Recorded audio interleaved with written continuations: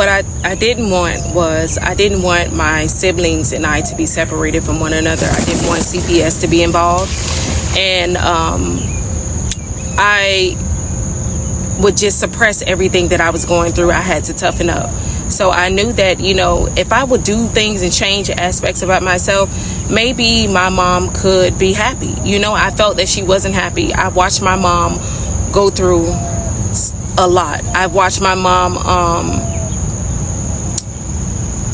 go through things in a relationship, and I knew that my mom was struggling in certain areas. I knew that even as a kid, I could see that she was unhappy. I can see that she wanted love. I can see that there were things that she wanted that was not something that me or my siblings could do to make her happy. So my mom, eventually she met someone one day when we were in our neighborhood, and we were walking to go this specific place, and that is the day that my mom actually met my stepdad. Okay, and my mom and my stepdad got together, and at that time my stepdad, he was still married, and he got into a relationship with my mom, and I watched my mom go up and down, where my stepdad unfortunately would go back and forth with my mom. He would go with my mom, and then he would go back to the morning of that morning came. It was my birthday, and I went downstairs, and I was so excited because my mom would buy me things. Of course, that was her way of showing me love, that she would buy me material things. And I'm sorry, I'm getting too ahead of myself, and I think that it's because when I speak about certain things, I kind of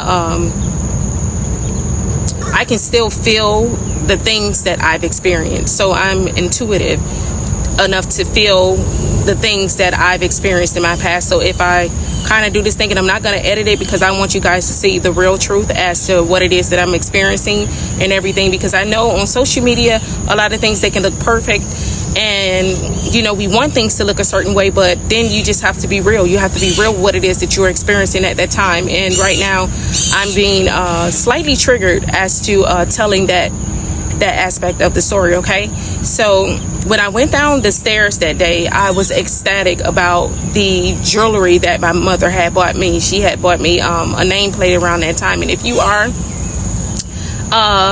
from the time and the era where I'm from, is that we used to love things like nameplates. There were certain things that we would like to wear.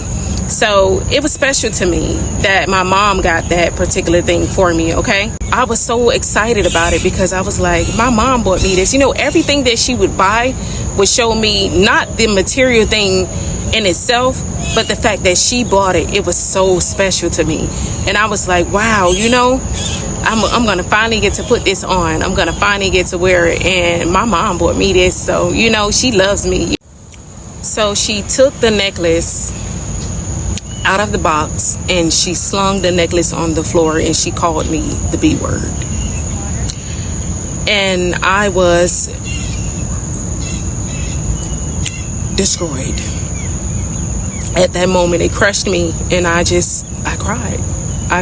And it was a morning where I was going to be going to school. I ran out the door, and I just cried. I cried, and I cried, and I cried. And it was really heartbreaking for me, especially on my birthday. And there was I'm gonna just pause for a minute. I'm sorry, you guys. So something that I want you all to know, because I just had to take a break, and it bubbled up. So one thing that you're gonna have to get an understanding of is that when you are going through your healing process, and regardless of the fact that you may have forgiven certain situations and have